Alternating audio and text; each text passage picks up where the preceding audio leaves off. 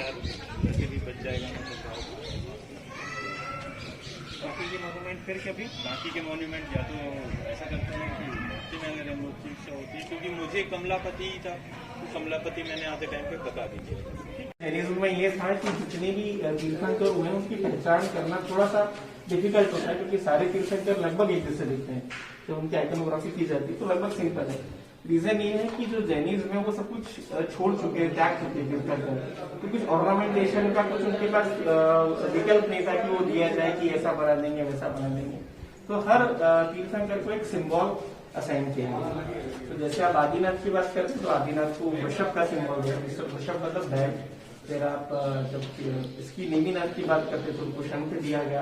पार्श्वनाथ की बात करते तो उनके सिर्फ फल है तो धर्मेंद्र कहलाता है। और जो महावीर स्वामी की बात करते हैं तो उनके पास सिंह का चिन्ह है, सिंह सब ये नेमिनाथ है।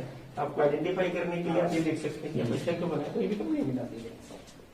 ये चेस्ट पे साइन जो होता है ये इसको श्रीवत्स कहते हैं सर, बेसिकली आइकनोग्राफी की भाषा में। तो वैसे शायद आप लोग सब बोलते हैं ऐसे ही Srivatsa.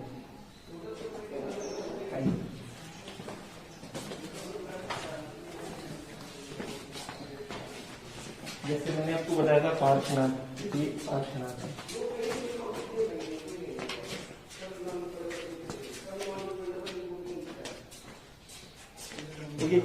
Thank you. Parshvanath basically क्या था कि ये जो लोग उसको शेषांक बोलते हैं, ये उनके 2 यक्ष थे। यक्ष और यक्षिणी रहती, सब डैगेज रहती हर तीर्थंकर की। तो उनका यक्ष था धरणेन्द्र। तो बेसिकली पार्श्वनाथ जब तपस्या कर रहे थे तो ऐसा कहते हैं कि बहुत इंद्र बहुत नीचे क्रोधित था, उसने खूब बारिश करी तो पार्श्वनाथ डूबने लगे। तो धर्मेंद्र ने आके उनके ऊपर छत्र कर दिया ताकि वो बारिश में भीगे नहीं। तो धर्मेंद्र की वाइफ थी पद्मिनी, तो वो फिर नीचे आई और उन्होंने पार्श्वनाथ को और ऊपर उठा लिया। तो स्टोरी है।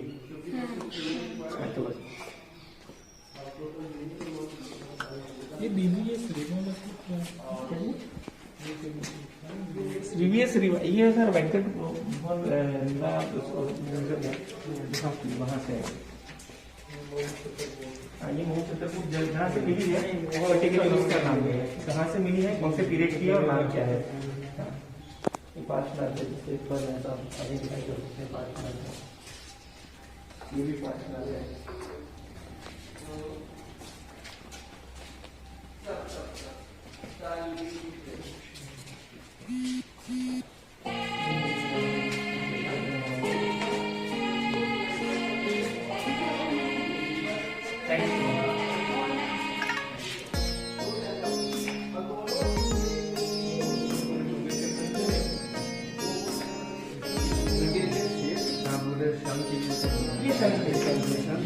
शेर बेसिकली क्या रहता है कि जो उनका आसन बनाया जाता है या पैरास्टल बनाया जाता है, जैनिज्म पे यहाँ पे रीजन की खासियत है कि उसमें 2 शेर अपोजिट साइड में बनाने होते हैं। ये तो प्लेटफॉर्म है।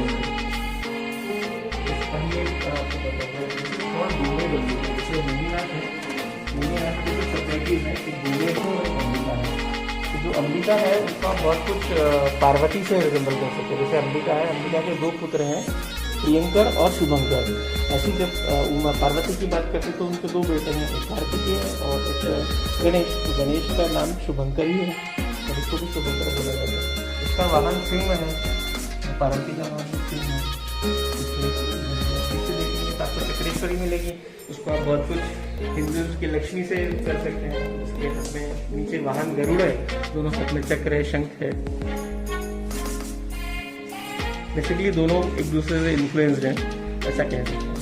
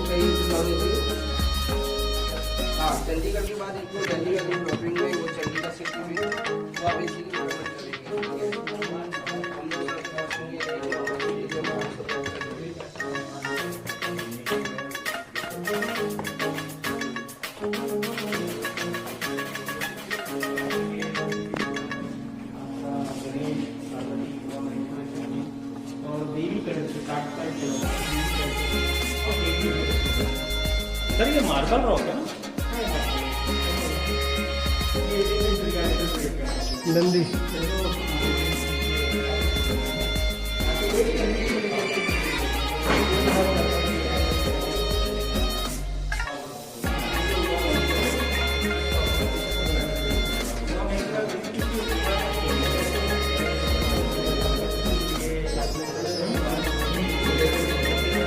उनका वाहन यहाँ पे बैल है पुरुष, तो यहाँ पे पार्वती का वाहन सिंह।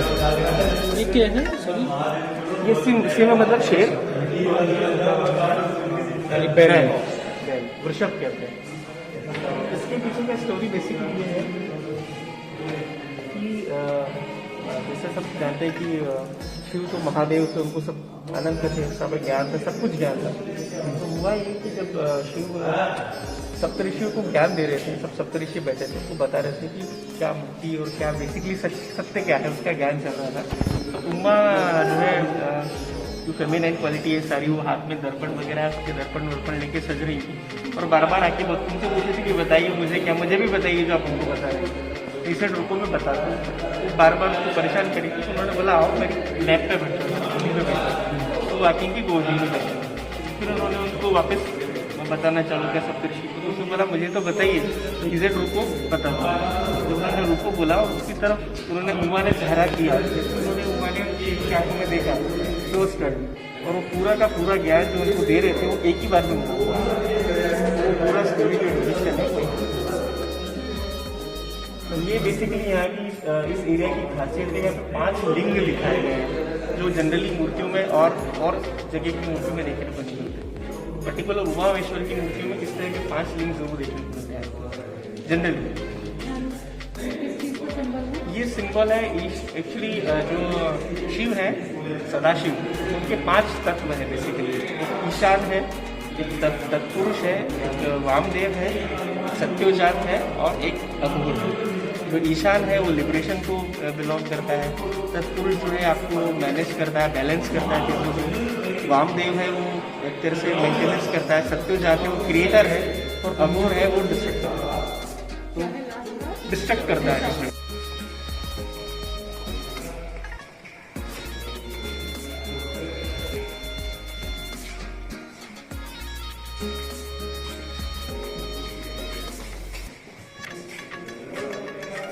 ये रावण जो रावण था बहुत बड़ा शिव भक्त था, तो उसका प्रॉब्लम ये था कि वो रहता था लंका में और शिव थे कैलाश में। उसका प्रॉब्लम ये था कि जर्नी लंका से कैलाश की जर्नी करना उसके लिए बहुत हैक्टिक शेड्यूल होता था। ये थॉट कि मैं जाता हूँ और कैलाश को उठाता हूँ और लंका में शिफ्ट कर लेता हूँ। ये स्टार्टेड लिफ्टिंग कैलाश, तो यहाँ पे आता है और कैलाश को उठाने की कोशिश करता है। जो कैलाश को उठाने की कोशिश करता है तो कैलाश शेक करता है, जब शेक करता है तो शिव के दोनों पुत्र कार्तिकेय और गणेश वो दोनों अपने वाहन पे यहाँ पे मूल पे बैठे हैं, मुझसे खेलते हैं। तो ये दोनों युद्ध के लिए तैयार हो जाते हैं, उनको लगता है कुछ गड़बड़ है। तो आप देख सकते हैं कि वो किस तरह से वो अपना हथियार लेके तैयार है। फिर पार्वती शिव को बोलती है कि रावण ऐसा कर रहा है, तो शिव अपना एक पैर दबाते हैं, उससे कैलाश दबा देते हैं और वो दब जाता है। फिर वो शिव तांडव उसका पाठ करता है, तो सुन के शिव प्रसन्न होते हैं, उसको छोड़ देते हैं। पूरा डिपिक्शन स्टोरी का पूरा डिपिक्शन इस मूर्ति में, और आप बहुत माइन्यूटली देखें तो यहाँ पे उसने जो उसने पहना है पार्वती ने, उस पर क्या डिजाइन था वो उन्होंने इसमें बनाया है पत्थर पे कार्विंग करना कठिन काम होता है। बेसिकली हेयर स्टाइल दे सकते हैं, जूड़ा दे सकते हैं, हाथ में उनके बैंगल ऑर्नामेंटेशन अलग तरह का। शिव एक तरह की पगड़ी पहने हुए थे जो शायद टूट गई है बेसिकली, तो वो थोड़ा सा डिफ्रेंशिएट करता है। Or just could have been his own hair. हाँ। rather than- शिवलिंग के भी बेसिकली 3 पार्ट रहते हैं। एक पार्ट जो रहता है सबसे नीचे वाला पार्ट होता है इसमें, जो सबसे नीचे वाला पार्ट होता है वो चौकोन होता है, उसके ऊपर जाके वो ऑक्टागोनल होता है। 8 कोण होते हैं, जो सबसे टॉप पे आता है तो इस तरह से गोल हो जाता है। बेसिकली जो सबसे नीचे वाला पार्ट कहलाता है वो ब्रह्म भाग कहलाता है, फिर विष्णु भाग कहलाता है, ऊपर वाला भाग महेश होता है। तो ये पूरा शिवलिंग, तो पर्टिकुलरली जो 2 पार्ट रहते हैं वो जमीन के नीचे रहते हैं और एक पार्ट ऊपर रहता है। ये जलाधारी बनाई जाती है वो वैष्णव भक्ति पर बनाई जाती है। आपको इस तरह की शिवलिंग जब आपका अगर आपकी बैकग्राउंड देखा हो तो ठीक है, तो देखने को जाएंगे तो शायद वहाँ पे आपको मिल जाए। जो क्लासिकल शास्त्रीय आधार था शिवलिंग स्थापित करने का वो ये है। पुराने सब ऐसे ही हैं। जो नीचे वाला पार्ट है वो ब्रह्मा नहीं, पहले सबसे चौका रहता है वो स्क्वायर रहता है, फिर उसके बाद ऑक्टोबर देखने के लिए आपको ईस्टर्न एमपी में देखने को मिलेगा ये, फिर छत्तीसगढ़ में, फिर उड़ीसा में। उसके बाद आप अगर सोचें तो इंडिया के वेस्टर्न जोन में या नॉर्थ जोन में योगिनी की कोई प्रतिमा नहीं है। तो ये 64 योगिनियाँ हैं जो तंत्र को रिलेटेड करती हैं, और वो यहाँ पर ये मूर्तियाँ काफ़ी खास हैं। ये यूएस केस मूर्तियाँ हैं। यहाँ तक काफ़ी सारी मूर्तियाँ अलग अलग स्टेट रीजन में गई हैं इस तरह की, क्या भोपाल में, क्या उज्जैन में, सारी मूर्तियाँ तंत्र को रिलेटेड हैं।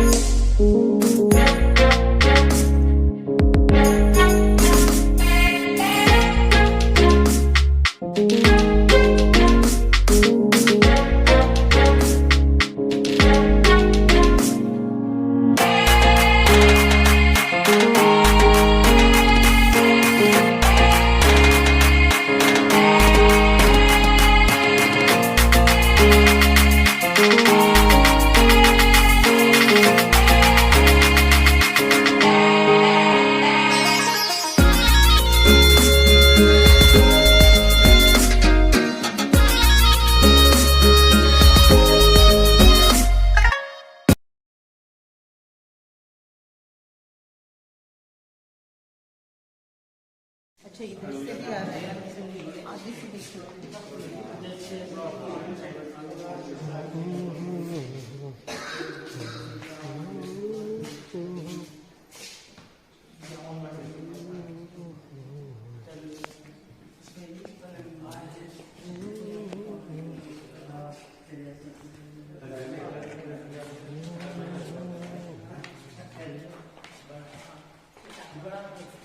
उस पीरियड जगह से प्राप्त हुई है वो कल्चुरी एरा था, एक्चुअली कल्चुरी रीजन था। ये बेसिकली रेवंत की प्रतिमा है। सूर्य के पुत्र में आपने यम का नाम सुना होगा, शनि सुना होगा, कर्ण सुना होगा, अश्विनी कुमार सुने होंगे, पर ये रेवंत है। ये इसकी भी मूर्तियां आजकल जो बहुत कम देखने को मिलती है। ये रेवंत है, ये सूर्य का पुत्र है। बेसिकली ये जंगलों का राजा है, ये जंगलों में रहता है और वहाँ की, या आप कह सकते हैं कि जो ट्राइब्स है उनका रक्षक है, जंगलों में रहने वाली ट्राइब्स का। तो ये बेसिकली हमेशा घोड़े पे रहता है, शिकार पे रहता है। इसके वाहन कुत्ते हैं, आप देख रहे हैं शिकार कर रहे हैं इस का। ये छत्र